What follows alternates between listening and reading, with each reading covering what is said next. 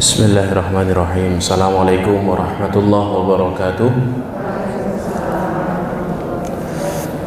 Alhamdulillah wassalatu wassalamu ala rasulillah wa ala alihi wa ashabihi wa man wala. Asyhadu an la ilaha illallah wahdahu la syarika lah. Asyhadu anna Muhammadan abduhu wa rasuluhu la nabiyya wa la rasula ba'dah. Allahumma la sahla illa ma ja'altahu sahla wa anta in syi'ta taj'alul hazana sahla. Rabbi shrah li sadri wa yassir li amri wahlul 'uqdatam min lisani yafqahu qawli. Allahumma la taj'al musibatana fi dinina wa la taj'alid dunya akbara hammina wa la mablagha ilmina. Allahumma 'allimna ma yanfa'una wanfa'na bima 'allamtana wa zidna ilma wa jannibna ma yadurruna fi dinina wa dunyana ya arhamar rahimin.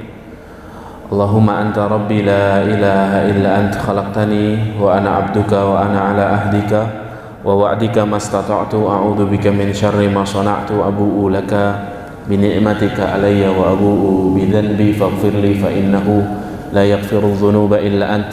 Wa ba'du, ma'asyiral ikhwan wal akhwat, Bapak Ibu, saudara-saudari, sholihin sholihat yang dimuliakan Allah Ta'ala. Alhamdulillahirabbil alamin, kita bersyukur kepada Allah Subhanahu wa Ta'ala. Pagi yang mulia ini Allah Subhanahu wa Ta'ala memperkenankan kita semuanya untuk dapat kembali mengkaji kitab dari kitab-kitab para ulama, mengkaji ilmu. Semoga ilmu yang dapat kita fahami pagi hari ini bermanfaat untuk dunia kita, bermanfaat pula untuk akhirat kita. Kita berdoa kepada Allah Subhanahu wa Ta'ala, semoga Allah Subhanahu wa Ta'ala menganugerahkan kefahaman pada ilmu yang kita bahas pada kesempatan yang mulia ini. Salawat berangkaikan salam semoga senantiasa tercurah limpahkan untuk Nabi Muhammad sallallahu alaihi wasallam, para sahabat, para tabi'in, para tabi'ut tabi'in, dan orang-orang yang senantiasa istiqomah di atas jalan kebenaran. Ma'asyiral muslimin muslimat, sholihin sholihat, a'azzakumullah. Kita akan melanjutkan simpul berikutnya pada pembahasan kitab Khulasatu Ta'dhimil Ilmi, ringkasan bagaimana seorang penuntut ilmu memuliakan ilmu. Kita sampai pada simpul ke-12 setelah kita menyelesaikan simpul ke-11 pada pertemuan yang lalu. Al-Ma'qidus Tsani Asyara, simpul ke-12, intikhabus suhbatis salihati lahu. Intikhabu suhbatis salihati lahu, memilih sahabat yang salih, lahu, untuk menuntut ilmu. Ittikhaduz zamili daruratun lazimatun fi nufusil khalqi. Kata penulis rahimahullahu hafizahullahu ta'ala, Syekh Shalih Al-Utsaimin, berteman merupakan kebutuhan yang pasti pada jiwa setiap manusia. Wa yahtaju talibul ilmi ila mu'asyarati ghairihi minat tullab. Dan seorang penuntut ilmu butuh untuk bermuasyarah dan bermuamalah, berinteraksi dengan penuntut ilmu yang lain. Litu'inahu hadhil mu'asyaratu ala tahsilil ilmi, untuk membantu ia memperoleh ilmu, wal ijtihadi fi talabihi, dan untuk membantu ia bersungguh-sungguh dalam mencarinya, ya. Maka hari ini muliakan Allah, penting sekali dalam dunia ilmu ini seorang penuntut ilmu memiliki kawan. Dalam Kitabul Ilmi, Imam Al-Bukhari dalam sahihnya menyebutkan satu pembahasan tentang at-tanawub fil ilmi. Bolehnya kita ini memilih salah seorang kawan atau sahabat yang kemudian nanti sahabat kita atau kawan kita ini kita jadikan sebagai teman dalam belajar, sehingga at-tanawub fil ilmi, kita boleh saling mewakilkan dalam dunia ilmu. Maksudnya bagaimana saling mewakilkan? Imam Al-Bukhari menyebutkan sebuah riwayat di mana para sahabat dulu ketika belajar ilmu dari Rasulullah, mereka berpasang-pasangan, satu punya kawan satu, satu punya kawan satu. Tujuannya apa? Tujuannya ketika mereka tidak bisa datang ke majelis ilmu, maka kawannya atau pasangannya yang mewakili dia, yang menjadi naibnya, yang menjadi wakilnya untuk mendapatkan ilmu. Sehingga ketika terus akhirnya kawannya ini mencatat semua ilmu, kawannya yang tidak bisa hadir mengambil ilmu dari kawan tersebut. Ya, maka penting juga untuk kita ini berpasang-pasangan memiliki kawan. Kalau misalnya kita tidak bisa ada transportasi untuk berangkat, minta kawan kita untuk jemput. Misalnya kawan kita berhalangan untuk hadir karena ada urusan keluarga, minta kawan kita untuk rekam atau untuk catat, untuk menyimpulkan hasil kajian, dan demikian seterusnya. Itu semuanya untuk memudahkan dan menolong kita dalam perjalanan kita menggapai ilmu. Nah, hari ini muliakan Allah, ada kitab yang ditulis oleh Imam Al-Ghazali, tidak ada dalam kitab kita ini, saya tambahkan dari kitab lain, judulnya Bidayatul Hidayah, permulaan hidayah. Di dalam kitab itu Imam Al-Ghazali rahimahullahu ta'ala mengatakan, di antara sebab seseorang itu mendapatkan hidayah adalah bagaimana dia ini perhatian kepada masalah pergaulan, ya.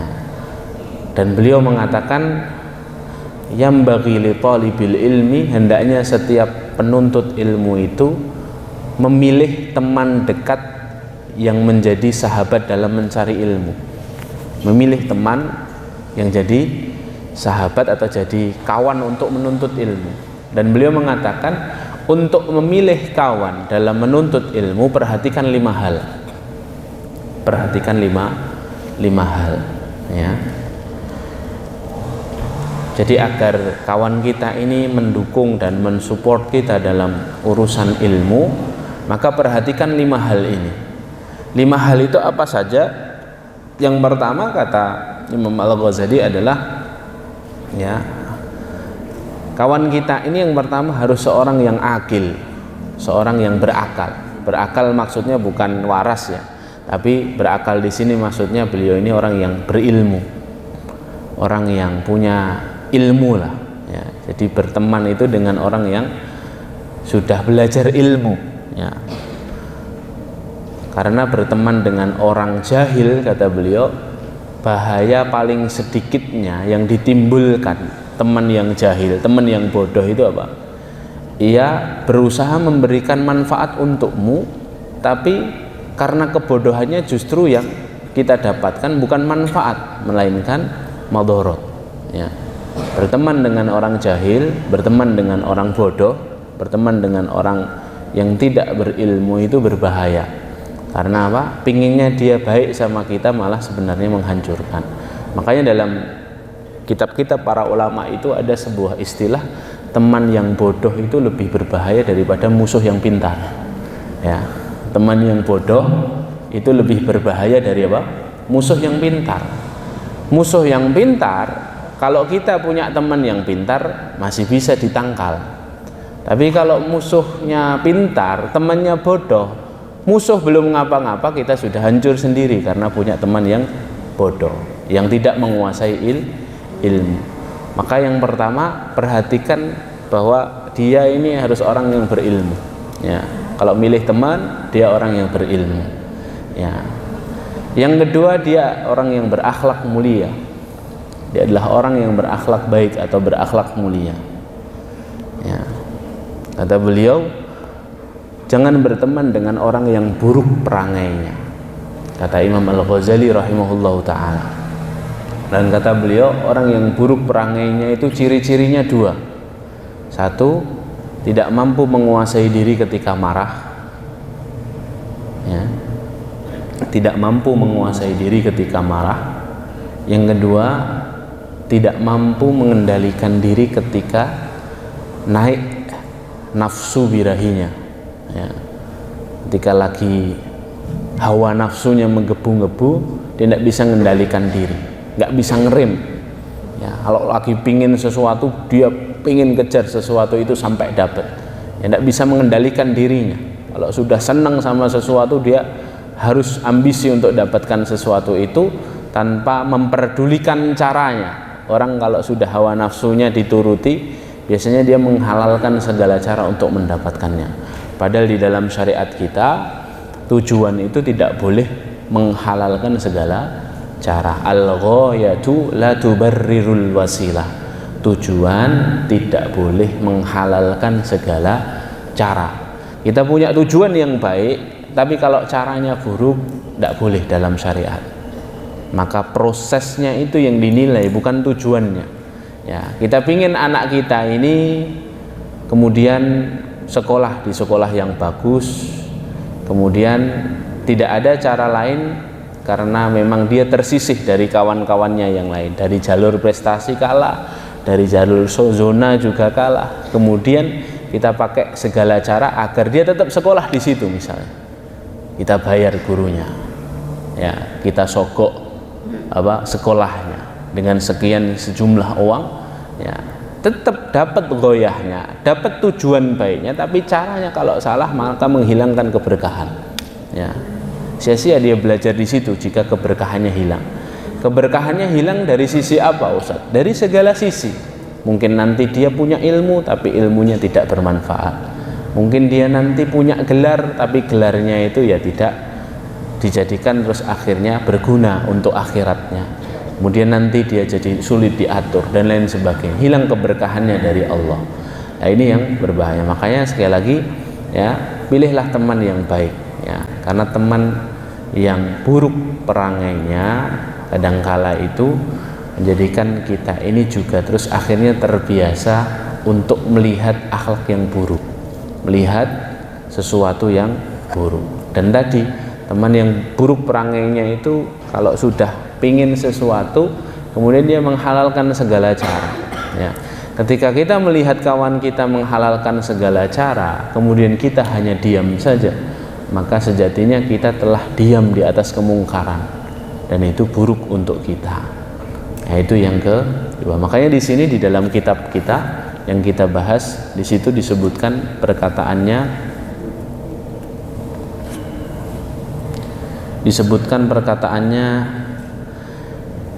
Ar-Raghib Al-Asfahani, ya, di paragraf ketiga atau 4 itu, yaqulur Raghib Al-Asfahani rahimahullahu ta'ala, laisa i'da'ul jalisi li jalisihi bimaqali wa fi'alihi faqat bal bin nadhari ilaihi.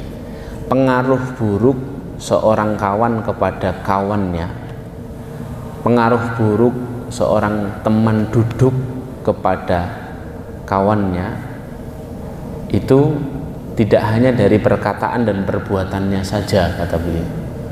Perkataan memang berpengaruh.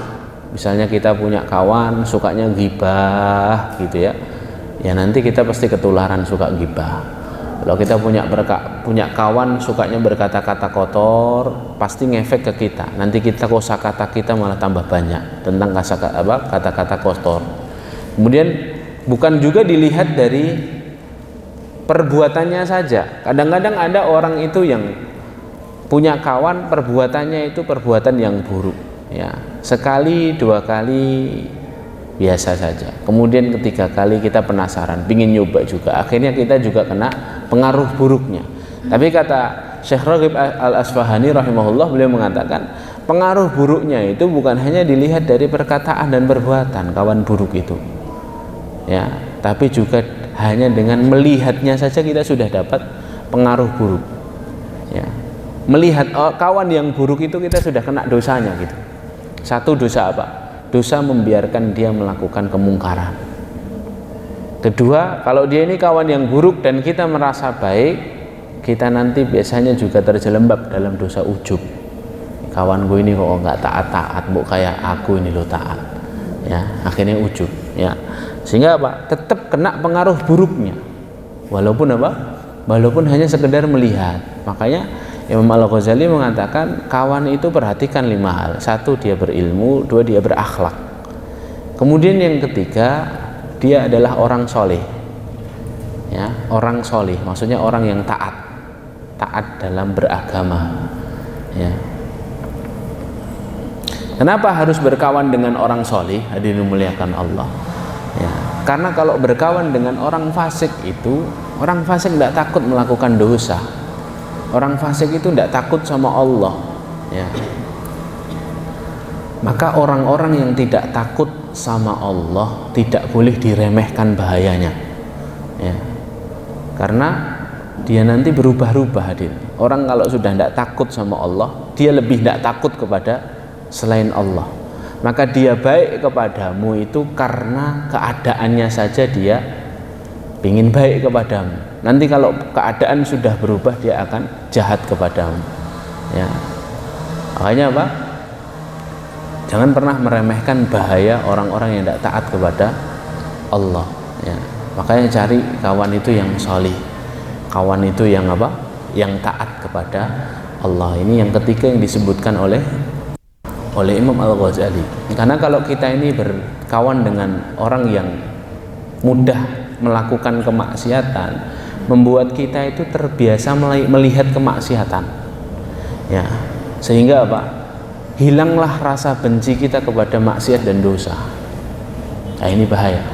Kalau sudah sering lihat maksiat itu, biasanya hilang kepekaan kita untuk benci kepada dosa. Contoh, orang itu kalau meremehkan dosa ghibah, dia akan terbiasa dengan orang ghibah itu biasa saja.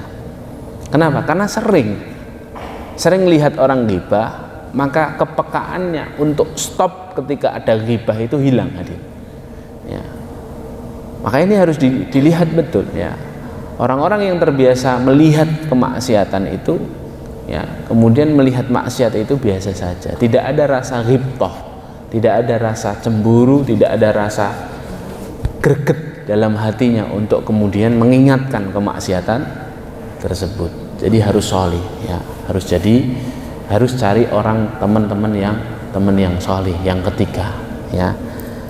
Kemudian yang keempat, cari kawan yang tidak tamak sama dunia.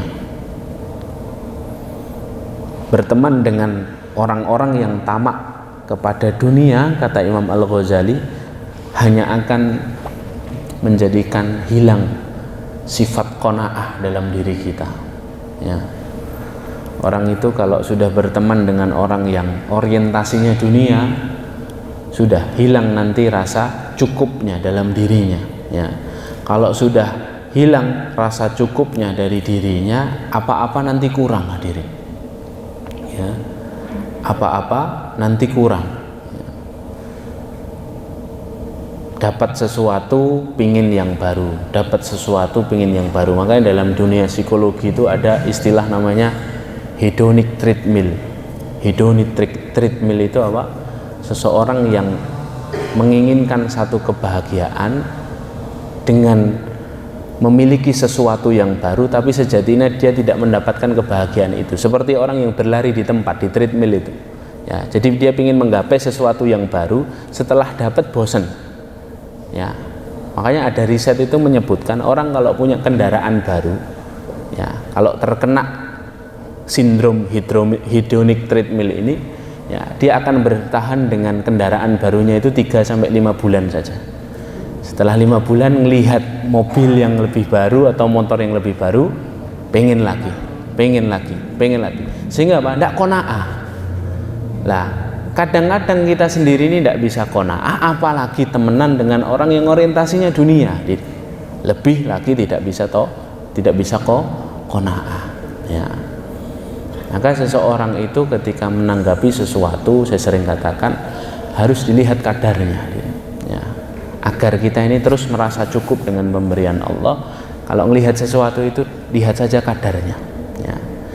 Kalau melihat urusan dunia, jangan lihat siapa yang ada di atas kita. Unduru ilaman asfala minkum, kata Rasulullah gitu kan. Kalau kamu lihat urusan dunia, lihatlah orang yang di bawah. Kalau kamu lihat urusan akhirat, lihatlah orang yang di atasmu. Jadi sesuaikan, melihat sesuatu itu sesuaikan kadarnya. Ini kadar dunia apa kadar akhirat? Kalau kadar dunia, jangan lihat yang di atas kita, karena hanya akan menjadikan kita ini tidak pernah cukup atas pemberian Allah. Lihat apa yang di bawah kita, lihat orang yang lebih menderita daripada kita, lihat orang yang terus akhirnya lebih tidak punya daripada kita. Ya, ibu-ibu ini kalau punya kendaraannya gampang macet, jangan lihat kendaraan yang lebih baik.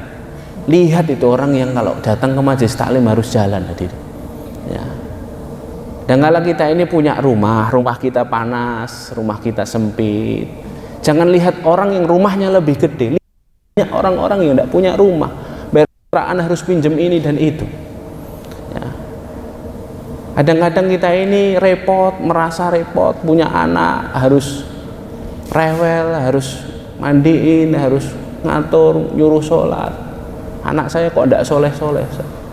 Jangan lihat orang yang anaknya manut-manut tadi. Lihat ada banyak orang yang menangis untuk punya anak, hadir. Ya. Jadi lihat siapa yang ada di bawah kita dalam urusan-urusan dunia. Dalam urusan-urusan akhirat, lihat siapa yang ada di atas kita. Ya, sehingga kita termotivasi untuk berubah menjadi pribadi yang lebih baik dalam urusan akhirat. Seperti itu. Nah, ini hadirin dimuliakan Allah. Jadi yang keempat adalah jangan berteman dengan orang-orang yang tamak kepada dunia. Ya. Orang-orang yang orientasinya dunia, nanti hilang rasa qanaah kita. Ya. Para ulama juga membahas, ya, bagaimana agar kita ini senantiasa dianugerahi Allah rasa cukup. Jadi nggak gampang kurang tadi. Satu caranya tadi, jangan lihat siapa yang di atasmu, lihat siapa yang di bawahmu. Sesuai dengan hadis Rasulullah, unduru ila man asfala minkum wala tanduru ila man fawqakum.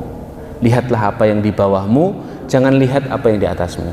Yang kedua, agar rasa qanaah, rasa cukup itu selalu ada dalam diri kita. Kata para ulama jangan menjadikan standar orang lain untuk standar kita. Jadi kalau pingin sesuatu itu, ya, kita harus mendefinisikan. Misalnya kita pingin bahagia, misalnya, jangan pakai definisi bahagianya orang lain untuk definisi bahagia kita. Redefine atau definisikan ulang makna bahagia menurut kita itu bagaimana. Kita harus punya definisi sendiri. Bahagia itu kalau pagi hari sehat, kemudian ada makanan, kemudian alhamdulillah bisa ibadah nyaman, kemudian ketika kita punya waktu luang, misalnya bahagia saja saya 4 ini, sehat, ada makanan, kemudian ada waktu, kemudian mudah untuk taat. Ya sudah, definisi ini ketika kita sudah bisa menggapainya, harusnya kita bahagia. Jangan gunakan definisi orang lain dalam bahagia.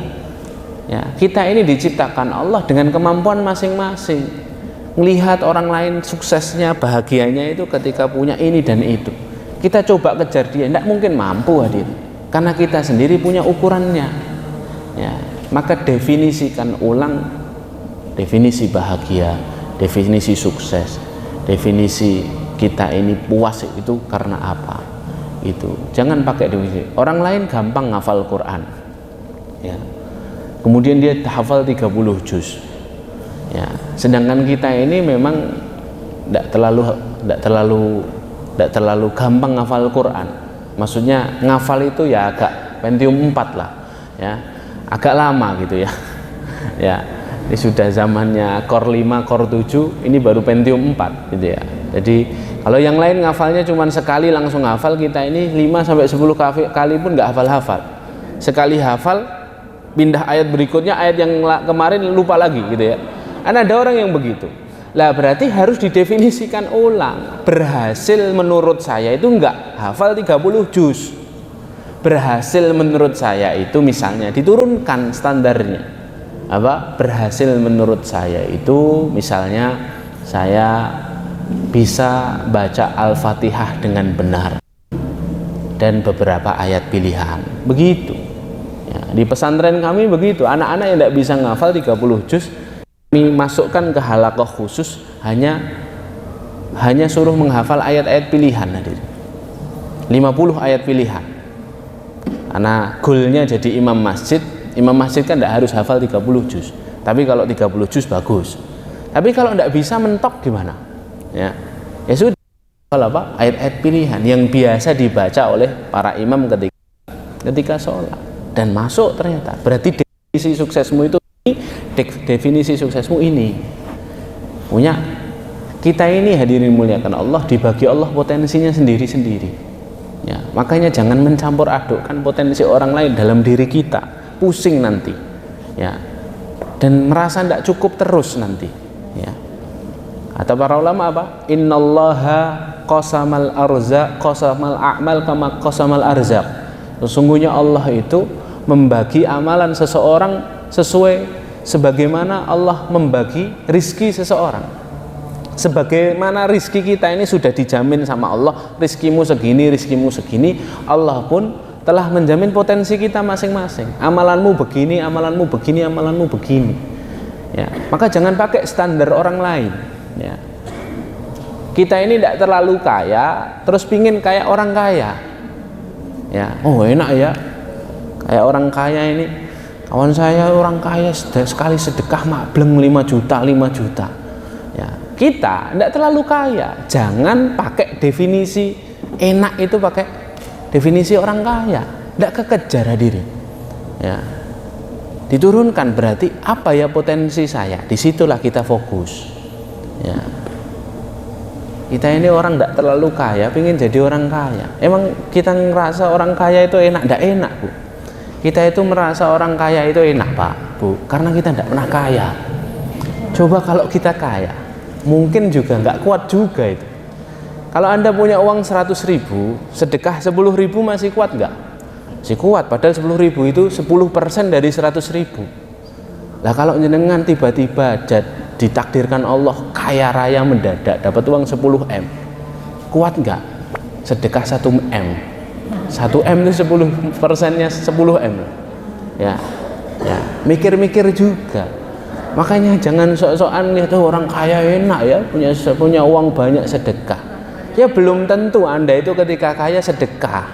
Sama halnya orang kaya itu melihat orang cukup, orang biasa saja hidup. Enak ya hidupnya begitu, nggak repot kayak kita harus ngurus kerjaan ini kerjaan itu. Ya belum tentu juga kalau dia tiba-tiba jatuh miskin seperti orang yang dia lihat enak itu, terus dia bisa bertahan hidup. Allah itu bagi sesuai dengan kemampuan masing-masing. Kalau potensinya harta ya amalannya harta. Kalau potensinya ilmu ya amalannya ilmu. Kalau potensinya tenaga ya amalannya tenaga. Jadi sendiri-sendiri hadirin. Imam Malik itu pernah disentil sama kawannya, Imam Malik bin Anas rahimahullah. Wahai Imam, aku kok tidak pernah lihat kamu sholat tahajud ya? Kata kawannya, "Mbok sholat tahajud. Ya, kamu ini ulama loh. Ya, muridmu banyak. Masa muridmu tidak pernah lihat kamu sholat tahajud?" Ini bukan untuk meremehkan para ulama ya. Ini kita ambil hikmahnya dan justru menjadikan beliau itu senantiasa mulia dan agung. Apa kata Imam Malik? Ya, aku akan mengejar ketertinggalanku dengan menyampaikan ilmu. Kata beliau. Ya memang ada orang itu yang untuk sholat tahajud itu dia berat hadir. Kenapa? Karena hari-harinya lembur terus dari pagi sampai malam misalnya. Untuk bangun itu ya sudah sulit, berat. Ada orang itu yang untuk sholat tahajud gampang, ya. Tapi terus untuk puasa Senin Kemis itu berat. Orang itu sesuai potensinya sendiri-sendiri hadirin.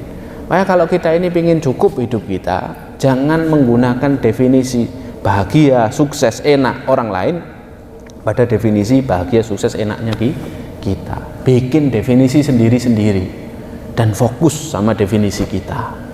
Ya, begitu. Nah, itu yang keempat. Kemudian yang kelima, kata Imam Al-Ghazali, perhatikan 5 hal. 1 berakal, 2 berakhlak mulia, yang ketiga soleh, taat, yang keempat tidak tamak sama dunia, yang kelima jujur. Ya, jujur pakai R Bu ya, bukan jujul ya, jujur. Nek teman yang jujul ini berarti teman penuh kepentingan ya. Nek renek jujule aku moh ya. Nah kalau jujur itu maksudnya apa? Imam Ghazali mengatakan jangan pernah berteman dengan para pembohong. Ya, orang yang suka hobi bohong, hobi dusta, stop berteman dengan mereka. Karena apa? Kalau kita melihat dia membohongi seseorang, suatu hari kita akan dibohongi sama dia, sadar atau tidak sadar. Kalau sadar, kadang-kadang kita ini ya karena mesake sama kawan kan, ya sadar dia bohong sama kita itu jadi masih di api-api gitu. Padahal kita rugi itu, ruginya bisa dunia akhirat itu. Ya. Makanya apa? Kata beliau, stop berteman dengan orang yang hobi bohong. Ya. Karena tidak membawa kebaikan dunia dan akhirat kita. Ya. Nah, ini hadirin muliakan Allah. Beberapa hal yang disebutkan Imam Al-Ghazali, dan di sini hadirin muliakan Allah dalam kitab ini, ya,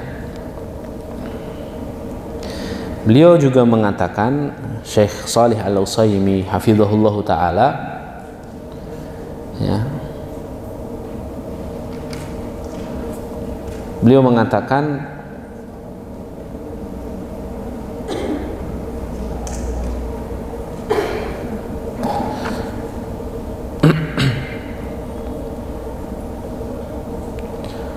orang yang memiliki tujuan yang mulia tidak akan cakap dalam mencapainya kecuali dengan memilih sahabat yang solih dalam membantunya. Jadi kita ini tidak bisa menggapai sesuatu seorang diri. Kita butuh faktor-faktor pembantu, kita butuh pihak-pihak yang menyokong kita, hadir. Anda perhatikan orang-orang besar, Anda perhatikan para ulama-ulama yang kita kenal, yang kita besar, itu mereka sukses tidak sendirian, hadir. Ya, mereka pasti punya kawan yang membantunya, mereka pasti punya guru yang hebat, mereka pasti punya murid-murid yang mendoakan, mereka pasti punya istri yang mendukung, mereka pasti punya orang tua yang senantiasa menyokong. Jadi ada banyak pihak yang kemudian menjadikan seseorang itu sukses untuk mencapai tujuan. Sama halnya kita dalam belajar ini tidak bisa, hadir. Ya, makanya saya sering katakan, kalau istri belajar, suami juga harus belajar. Kalau tidak jomplang, hadirin. Ya, saya lihat banyak kasus beberapa jamaah itu jomplang, hadirin.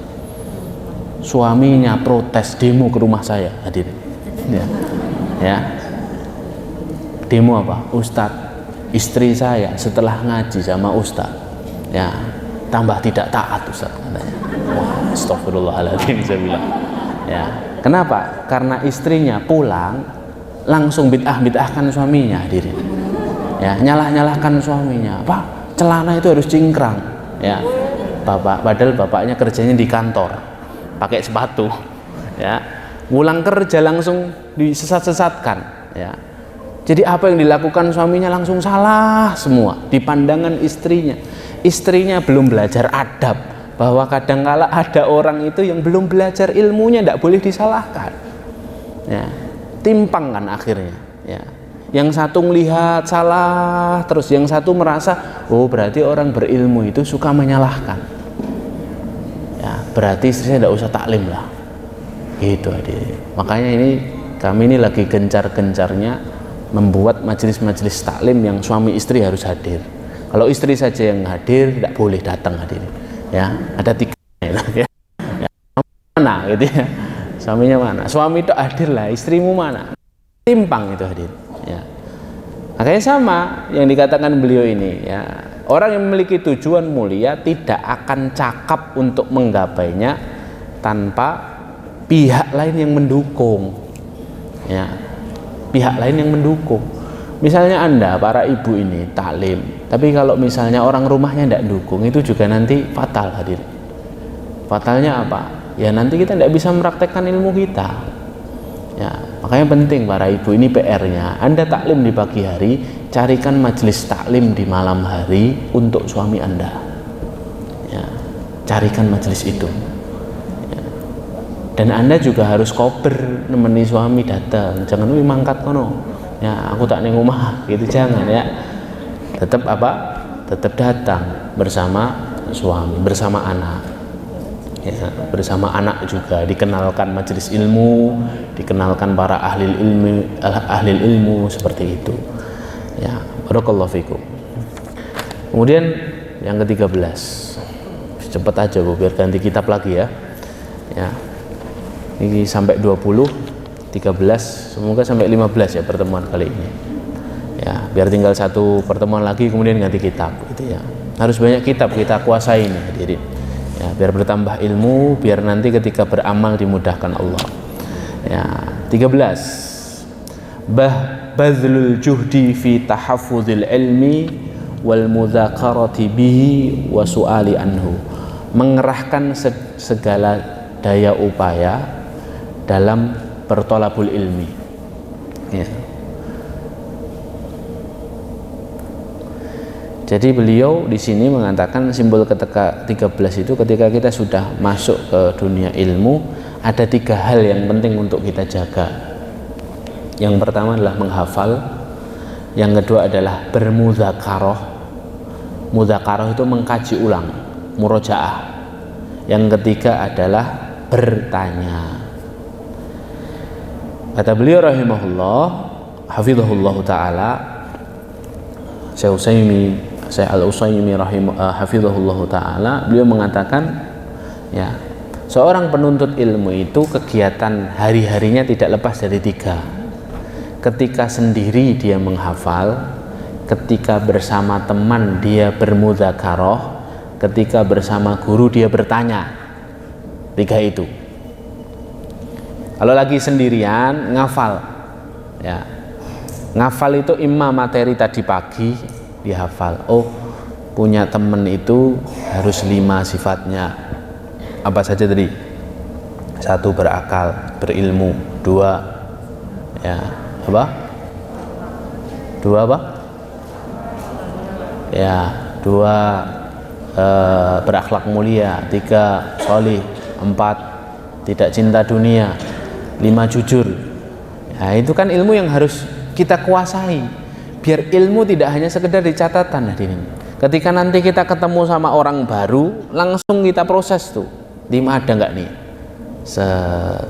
Oh ada 4 lah, lumayan lah. Lah kalau blank lupa, saya tak buka catatan ya. Sebentar, sebelum kamu mengikrarkan diri jadi teman saya mau buka catatan dulu. Kamu jujur nggak? Ya, malah diinterogasi temennya. Nggak ada yang mau berteman sama kita akhirnya. Ya. Tapi kalau ilmu itu ada di otak kita, tidak hanya di catatan, itu kita langsung bisa proses nih, ya, langsung bisa kita amalkan gitu ya. Makanya apa? Seorang penuntut ilmu tidak lepas kegiatannya hari-harinya, melainkan 3 ini. 1 apa? Menghafal, ya. Syekh Utsaimin ini muridnya Syekh Utsaimin, ya. Syekh Muhammad bin Utsaimin rahimahullah yang kita kenal itu punya murid yang bikin buku ini, Syekh Shalih Al-Utsaimin. Syekh Shalih Al-Utsaimin pernah mendengar dari gurunya, ya, kata Syekh Utsaimin itu apa? Hafidna qalilan wa qara'na katsiran. Kami dulu sedikit menghafal dan kami banyak membaca. Fantafa'na bima hafidna aksar min intifa'ina bima qara'na. Ya, dulu kami sedikit mendengar, kami sedikit menghafal, kami banyak membaca, dan ternyata di kemudian hari kami dapatkan manfaat menghafal itu lebih banyak daripada manfaat membaca. Ya, baca itu bermanfaat, tapi lebih manfaat lagi kalau kita hafal. Ya, makanya tadi ya, jadi kalau lagi sendirian itu ngafal dari ilmu yang sudah kita bahas. Jadi catatan itu dibaca lagi. Jangan sok-sokan hanya nyatet terus sampai rumah catatannya hilang, moco tulisannya dewe gak iso biasanya itu. Iki apa ya mau tulisannya ya? Kadang-kadang gitu sok-sokan kita ya. Ya jadi ya buka, oh iya tadi ini 5. Oh kemudian apa, penuntut ilmu itu tidak lepas dari 3 hal itu dihafalkan. Nah kalau sendiri hafal. Kemudian kalau bersama teman mudzakarah, mengkaji ulang. Mudzakarah itu artinya mengkaji ulang, mengingat-ingat. Ya, jadi nanti pulang, sarapan yuk, sarapan. Sarapan itu sambil ngulang-ngulang tadi pelajarannya apa. Ya, kemarin kamu ikut majelisnya Ustadz Fulan, Ustadzah Fulanah, isinya apa? Oh ini. Jadi saling bertukar, gitu ya. Karena ilmu itu akan hilang kalau tidak dimurojaahi. Ya, ilmu itu akan hilang kalau tidak diulang-ulang. Ya. Maka murojaah terbaik itu 1 dengan mengajarkannya, 2 dengan mendakwahkannya, 3 dengan mengamalkannya. Ya, murojaah terbaik tuh. Saya ngajar ini sebenarnya murojaah, Bu. Ini kitab sudah selesai bertahun-tahun yang lalu, tapi saya murojaah ini biar nggak hilang. Ya, caranya apa? Ngajarkan dengan cara mengajarkan. Ya, atau tadi ketika ngobrol dengan kawan itu selipkan, gitu ya, selipkan untuk mengkaji ulang. Ya, nah, seperti itu. Itu kalau bersama kawan. Kemudian keadaan yang ketiga adalah bertanya, ya, ketika bersama guru, ya. Jadi kalau pas ada guru, pas bersama guru, itu waktu yang tepat untuk bertanya, ya. Karena bertanya kepada siapa lagi kalau tidak kepada guru, kalau tidak kepada ahlul ilmi, fas'alu ahla dzikri in kuntum la ta'lamun. Bertanyalah hanya kepada para guru, para ulama, kalau kamu tidak tahu suatu perkara, ya. Jadi ketika sama teman itu bukan saatnya bertanya, hadirin, ya. Karena kadang-kadang teman kita ini ya belum terlalu menguasai ilmu. Hukumnya apa ya? Ketoke halal. Ketoke halal. Itu berbahaya itu perkataan itu, ya. Ada kata ketoke halal. Waduh, berat itu. Nek haram piye? Ya mungkin ketoke juga haram, gitu ya. Ketoke halal, ketoke haram. Kelihatannya halal, kelihatannya haram, gitu ya. Mungkin halal, mungkin haram. Loh, gimana mungkin halal, mungkin haram? Ya. Nah, ini penting untuk terus kita pahami. Ada tempat-tempatnya. Kalau sendiri jangan bertanya juga, sendiri tanya siapa, ya, bertanya-tanya nanti, ya, tidak ada yang jawab, ya. Kalau nah, kenapa kok ketika bersama kawan itu murojaah, ya, karena ya agar tadi kalau kita salah dia ngingetin, bukan itu loh yang disampaikan ini loh, ya. Jadi saling murojaah dari ilmu. Kadang-kadang ini hadirin, majelis seperti ini tidak semuanya pemahamannya sama, hadirin. Ya, makanya kan kita tidak boleh itu tausiah ustadz dipotong-potong, itu kan tidak boleh. Kenapa? Melahirkan atau menimbulkan persepsi yang berbeda-beda. Ini saja hadirin, pulang nanti ada yang beda-beda hadirin pemahamannya. Para sahabat juga gitu soalnya, ya. Para sahabat itu pemahamannya berbeda-beda. Ada orang pengajian itu yang dilihat bajunya ustadznya, bajunya apa mau? Biru, ya. Ya, ada yang dilihat materinya, judulnya apa, paham, tapi sudah sampai isi lupa. Ya, ada yang fokus sama isinya. Pemahamannya beda-beda hadirin. Ada yang ngantuk, saya lihat ini, ada yang tidak ngantuk. Kan pemahamannya beda-beda. Tingkat konsentrasinya itu beda-beda. Ya, makanya apa? Penting untuk murojaah, itu ya.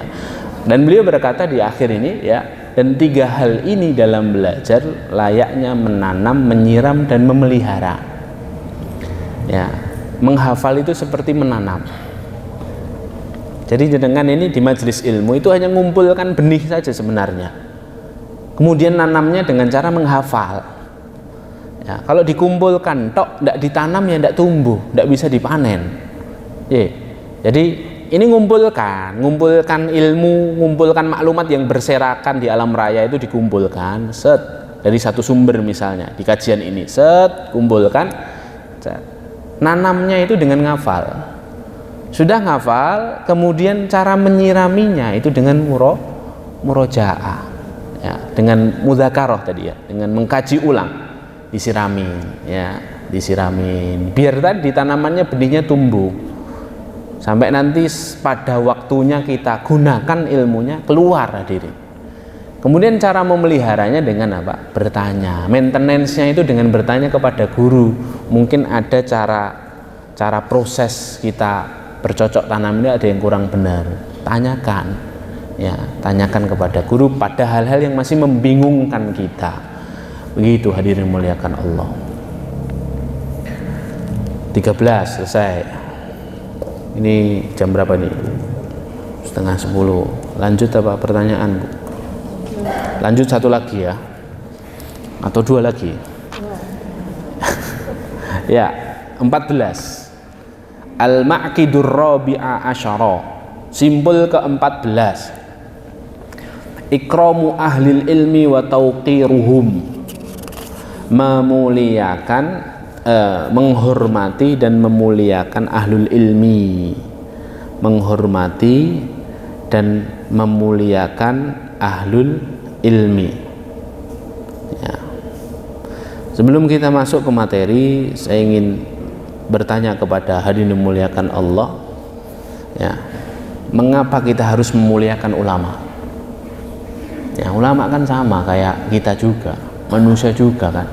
Kadang-kadang salah, kadang-kadang benar. Sama lah kayak kita ini. Ulama kan bukan nabi, ulama bukan malaikat. Ulama juga tidak dapat wahyu. Kenapa kita harus muliakan mereka? Ini pertanyaan harus dijawab dulu hadirin. Ya, karena banyak orang itu menyampaikan syubhat-syubhat tadi itu ke hadapan orang awam. Kalau sama saja itu juga orang kayak kita, kadang-kadang salah juga kok mereka. Ya, nggak usah terlalu memuliakan lah. Ya, akhirnya kan begitu. Padahal hari ini memuliakan Allah, satu, memuliakan ulama itu perintah Rasulullah. Ya, ya, memuliakan ulama itu perintah Rasulullah. Kalau perintah Rasulullah berarti itu prinsip dalam beragama. Ini perkara prinsip ini. Kata Rasulullah apa? Itu di situ disebutkan itu. Laisa min ummati man lam yujilla kabirana wa yarham saghirana wa ya'rif li alimina haqqahu. Bukan termasuk umatku, kata Rasulullah, man lam yujilla kabirana, yang tidak menghormati yang tua, wa yarham saghirana, orang yang tidak menyayangi yang lebih muda, wa ya'rif li alimina haqqahu, orang yang tidak tahu hak-haknya para ulama. Ya. Ini dasar, kata para ulama, ini dasar bahwa termasuk sunnah dan prinsip dalam beragama ini, prinsip ahlu sunnah wal jamaah adalah memuliakan dan menghormati para ulama. Ya. Kita harus jaga lisan kalau sama para ulama, harus jaga sikap kalau sama para ulama, ya, harus jaga sikap. Ya. Di zamannya Imam Al-Bukhari itu ada seorang, ya, bernama Yahya bin Ja'far. Imam Al-Bukhari kita tahu luasnya ilmunya, ya, dan begitu dihormatinya oleh ulama-ulama di zamannya. Ada seorang namanya Yahya bin Ja'far. Beliau ini ulama juga. Beliau ini berkata, lau qaddartu an azid fi umri Muhammad bin Ismail min umri la fa'altu.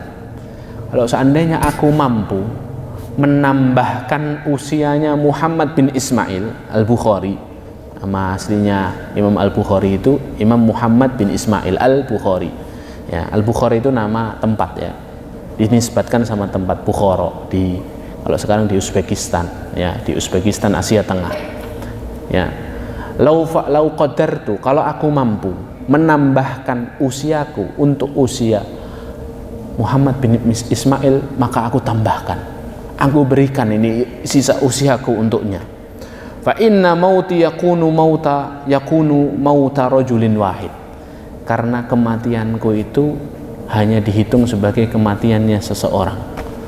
Wa mautuhu dhahabul ilmi, sedangkan kematian Imam Al-Bukhari adalah, ya, kematian semua ilmu, ya, tanda hilangnya semua ilmu. Itu ulama dulu beradabnya sama ulama itu kayak gitu. Orang-orang dulu beradab sama para gurunya begitu, Adin.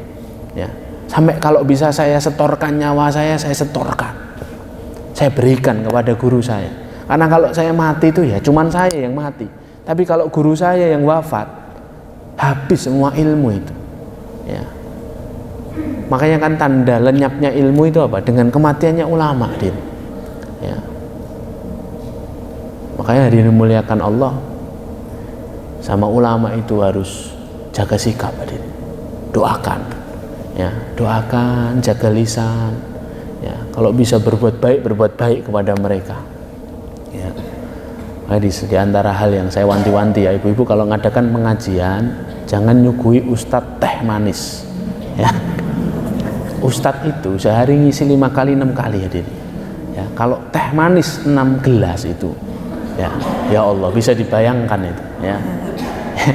Jadi jagain, hadirin, jagain kesehatannya biar agak awet ustadz itu. Kadang-kadang ustadz itu tidak awet, dikit-dikit wafat, hadirin, ustadz itu, ya. Baru umur berapa sakit, ya. Lah itu cara kita memuliakannya salah satu itu, ya. Loh kan teh Ustaz, orang Jawa itu teh manis, kental gitu ya. Ya. Jadi gitu ya. Itu salah satu insight ya, salah satu insight.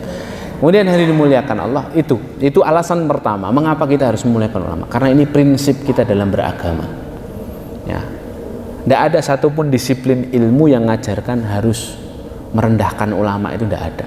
Boleh merendahkan ulama, tidak ada diri. Karena ulama itu, memuliakan ulama itu prinsip agama kita, prinsip Ahlus Sunnah wal Jamaah, dan itu perintah Rasulullah. Kemudian yang kedua, alasannya kenapa? Karena meremehkan ulama itu dosa besar hadirin.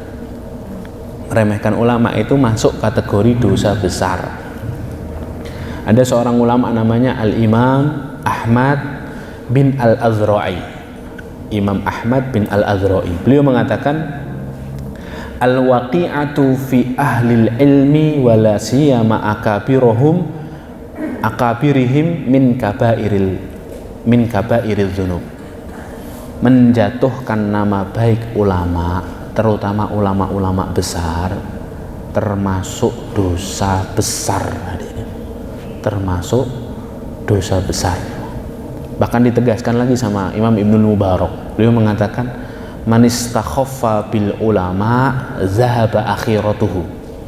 Barang siapa yang suka nyinyir sama ulama, suka mengolok-ngolok ulama, lenyaplah urusan akhiratnya. Zahaba akhiratuhu, ya, hilang semua pahalanya, amalan solihnya semuanya habis hadirin. Kalau apa? Kalau nyinyir sama ulama. Makanya di dalam surah Al-Hujurat, Anda kalau buka surah Al-Hujurat, surah 49 ya, di ayat yang kedua, di situ ada larangan mengangkat suara di hadapan ulama hadirin. Ya ayyuhalladzina amanu la tarfa'u aswatakum fawqa sautin nabi. Wahai orang-orang beriman, jangan kamu angkat suaramu di hadapan suaranya Nabi. Tidak boleh suaranya murid itu lebih keras daripada suaranya gurunya. Ya, kata para ulama apa? Ayat ini belum kadaluarsa. Nabi memang sudah wafat. Larangannya kan hanya mengangkat suara di atas suaranya Nabi kan. Tapi para pewaris Nabi masih hidup. Siapa? Ulama. Ya. Apa ancamannya? Antahbata a'malukum wa antum la tash'urun. Akhir ayat 2 itu. Ya, kalau kamu nekat ngangkat suara, menjelek-jelekkan ulama, mengolok-ngolok ulama, merendahkan ulama, ya, antahbata a'malukum wa antum la tash'urun. Habis semua amalanmu sedangkan kamu tidak ngerasa. Sedangkan kamu tidak merasakannya. Ya. Jadi jangan meremehkan siapa? Jangan meremehkan ulama hadirin. Ya. Jangan meremehkan ulama.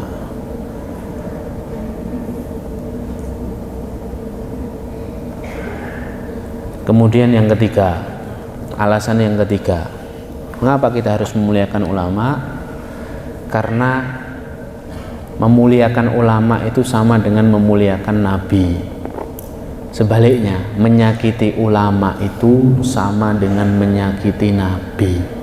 Kata Ibnu Abbas radhiyallahu anhuma, man aza faqihan faqad aza Rasulullah, man aza Rasulullah faqad aza Allah azza wa jalla. Barang siapa yang menyakiti ulama, maka ia telah menyakiti Rasul. Barang siapa yang menyakiti Rasul, maka ia baru saja berusaha menyakiti Allah. Karena Allah tidak bisa disakiti ya. Dia berusaha menyakiti Allah. Ya. Man adza Rasul faqad azallah. Ya.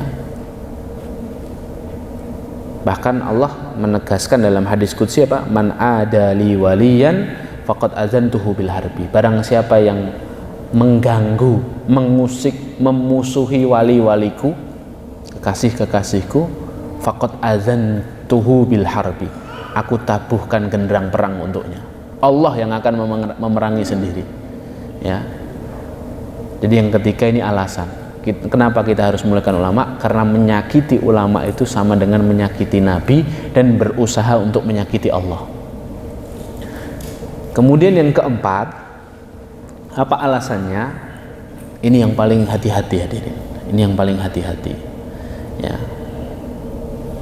Menyakiti ulama ya, adalah salah satu sebab su'ul khotimah. Su'ul khotimah hadirin. Perhatikan perkataan Ibnu Asakir rahimahullah. Ini ulama besar Ibnu Asakir ini hadirin. Di daerah Syam ada ulama yang sangat terkenal, namanya masih disebut sampai hari ini dalam kitab-kitab para ulama yang lain. Ibnu Asakir itu berkata begini, "I'lam ya akhi, ketahuilah wahai saudaraku, waffaqanallahu wa iyyaka limardati." Semoga Allah merahmati kita dan meridhoi kita. Waja'alana mimman yakhshahu wa yattaqihi haqqa tuqatih. Semoga Allah juga menjadikan kita termasuk hamba yang takut dan bertakwa kepadanya. Ketahuilah, jadi ulama itu kalau mau ngasih satu nasihat yang penting banget, biasanya beliau memulai dengan kalimat i'lam, ketahuilah, kemudian mereka mendoakan dulu agar sesuatu yang penting ini tidak menimpa kita. Apa kata beliau setelah selesai mendoakan? Kata beliau apa? Inna luhumal ulama'i masmumatun. Sesungguhnya dagingnya ulama itu beracun, kata beliau. Dagingnya ulama beracun. Beracun itu maksudnya gimana Ustaz? Maksudnya beliau ini bahasanya agak tinggi memang. Maksudnya dalam surah Al-Hujurat ayat ke-12, surah 49 ayat 12, itu Allah mengibaratkan orang yang suka nyinyir, orang yang suka ghibah, orang yang suka menjelekkan saudaranya seperti makan daging saudaranya kan, makan bangkai saudaranya. Lah kalau kita ini suka nyinyir, suka menjelekkan, suka merendahkan, suka memandang rendah para ulama, itu seperti makan daging mereka. Dan ketahuilah dagingnya ulama itu beracun, beracun, berbahaya. Membicarakan ulama itu berbahaya. Wa'adatullah, kata beliau, wa'adatullah, dan kebiasaannya Allah, fi hadki astari muntaqasihim ma'lumah, dan kebiasaannya Allah membongkar aib-aib orang yang suka menyakiti dan merendahkan ulama itu sudah maklum di tengah-tengah kami. Jadi Allah itu biasa kalau lihat ada orang kok meremehkan ulama, ya, caci maki ulama, rendahkan ulama. Allah itu kebiasaan Allah di zaman kami. Kalau kami lihat orang seperti itu, sebentar lagi aibnya pasti dibongkar sama Allah. Kayak gitu hadirin. Cukup? Belum cukup.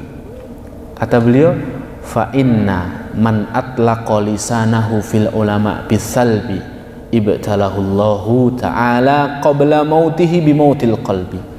Dan barang siapa orang yang dengan bebasnya memainkan lisannya untuk membicarakan ulama, maka Allah akan hukum dia sebelum kematiannya dengan mematikan hatinya. Su'ul khotimah hadirin. Ya. Orang yang suka mengolok-olok ulama, sembarangan ngomongin ulama, su'ul khotimah, hati-hati ya, hati-hati ya. Nah, di luar sebab-sebab ini semua kita harus paham gimana kita bisa mendapatkan ilmu kalau kita tidak memuliakan sumber ilmu hadir ya. Jadi muliakan ulama, mohon sama Allah agar Allah tidak membuka aib guru kita di hadapan kita ya. Imam Nawawi itu mengatakan dalam kitabnya Adabul Alim Al-Muta'alim, kitab yang sejenis tapi ditulis oleh Imam An-Nawawi, beliau mengatakan kebiasaan kami dulu kepada guru-guru kami selalu datang membawakan hadiah untuk guru kami, kemudian kami berdoa, ya Allah tutup aib guru kami dari pandangan kami ya Allah.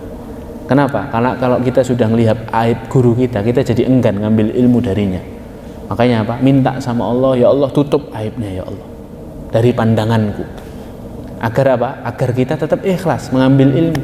Karena bagaimanapun guru juga manusia hadir, kadang-kadang salah, dan kita memohon kepada Allah nggak ditambahkan kesalahannya di depan kita ya. Nah, ini penting hadirin muliakan Allah. Nah, itu yang ke-14.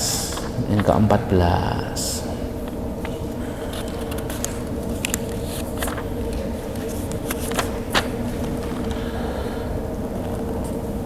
Yang ke-15 terakhir ya. 15, raddu muskilihi ila ahlihi. 15 ini juga penting. Simbol ke-15 dalam memuliakan ilmu atau apa? Itu apa? Mengembalikan setiap masalah yang pelik yang belum kita tahu jawabannya kepada ahlinya. Ya, dalam kata lain, kalau tidak tahu bilang tidak tahu. Jangan kayaknya, jangan mungkin, jangan sepertinya. Tapi kalau tidak tahu katakan tidak tahu. Itu lebih selamat. Dalam dunia ilmu itu memuliakan ilmu. Seorang itu dikatakan benar-benar faqih ketika dia berani mengatakan la adri, aku tidak tahu jawabannya. Wallahu a'lam. Makanya para ulama mengatakan wallahu a'lam nisful ilmi. Kalimat wallahu a'lam, hanya Allah yang mengetahui, saya tidak tahu, itu setengah dari ilmu seseorang. Ya. Makanya kalau tidak tahu katakan tidak tahu. Ya. Jangan sok-sokan menjawab dengan hawa nafsu kita. Kita tidak tahu karena gengsi, nanti saya nanti dikirain orang tidak paham ilmu, saya tak jawab aja lah, padahal jawabannya salah. Jangan tampil sebelum ahli, hadirin. Jangan tampil sebelum ahli. Imam Malik pernah didatangi oleh seorang penuntut ilmu dari Irak. Imam Malik itu kan imamnya Masjid Nabawi di Madinah. Didatangi oleh penuntut ilmu, perjalanan 1 bulan dari Irak, hadirin. Sampai di Madinah, dia ternyata sudah menyiapkan 40 pertanyaan yang dia tidak tahu jawabannya, sudah ditanyakan sama ulama-ulama di Irak, tidak tahu, dibawa ke Imam Malik karena imamnya dunia hari itu Imam Malik. Tanyakan 40 pertanyaan. Apa kata Imam Malik? Ya, tahan dulu ya, kamu di sini beberapa hari lagi aku jawab pertanyaanmu. Jadi Imam Malik gak langsung jawab tuh 40 pertanyaan. Simpan, setelah 3 hari Imam Malik datang. Orang ini nanya, wahai Imam, bagaimana dengan pertanyaan-pertanyaanku yang jumlahnya 40 itu? Imam Malik kasih jawaban. Coba kamu bacakan satu persatu, aku jawab. Dari 40 pertanyaan yang dijawab 4 tadi. Yang 36 wallahu a'lam. Wallahu a'lam. Wallahu. Itu Imam Malik sendiri. Imamnya dunia. Ya. Lah kita ini imam di desa kita saja bukan. Ya. Terus kita dengan mudahnya menjawab pertanyaan-pertanyaan itu dengan kata penyelamat, mungkin, sepertinya, kayaknya. Masya Allah, ya. Makanya hari ini muliakan Allah, kembalikan setiap masalah itu kepada ahlinya, ya. Kembalikan masalah itu kepada ahlinya. Para ulama membahas, ini sebelum saya akhiri ya. Para ulama membahas boleh enggak, ya. Boleh tidak seseorang itu ketika dia bukan seorang penuntut ilmu, ya, dia bukan seorang penuntut ilmu, dia bukan seorang ulama, ya, dia bukan seorang ulama, kemudian dia mencoba untuk menjawab pertanyaan, itu boleh atau tidak, ya. Jadi kalau dia ini ditanya sama temennya, dia tahu hukumnya apa.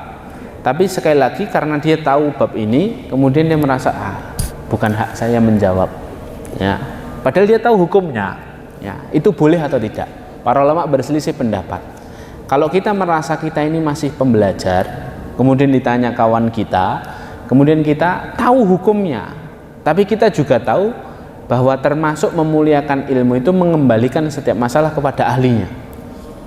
Nah, bagaimana sikap kita? Sebagian ulama mengatakan tidak boleh, kita tidak boleh jawab, tetap harus arahkan ke ulama. Sebagian ulama, sebahagian yang lain, dan ini yang pendapat yang kuat, boleh kita menjawab dengan tetap menjaga amanah ilmu. Artinya apa? Kita jawab halal atau haram, kita tahu ini jawabannya halal, jawab halal menurut guru saya. Ya, saya dapat ilmu dari guru saya, catatan saya halaman kelima, tanggal sekian, Masjid Siti Aisyah. Gitu, Ustadz, ini halal. Nah, tetap harus amanah kepada ilmu. Jadi pilihannya cuma 2. Anda katakan wallahu a'lam, tak kasih nomor ustadz atau ustadzahnya saja, kamu tanya sendiri. Yang kedua apa? Jawab tapi dengan menyandarkan kepada mereka. Ya, seperti itu. Tapi juga bukan ngeklaim ya. Ngaku-ngaku. Nah, ini juga kadang-kadang begitu ya. Kata Ustadz ini begitu, padahal Ustadznya nggak pernah bilang begitu, ya. Jadi itu malah berbahaya lagi ya. Mengatasnamakan nama ulama untuk memenuhi hawa nafsunya itu juga tidak boleh. Ya, itu tidak beradab sama sekali sama para ulama.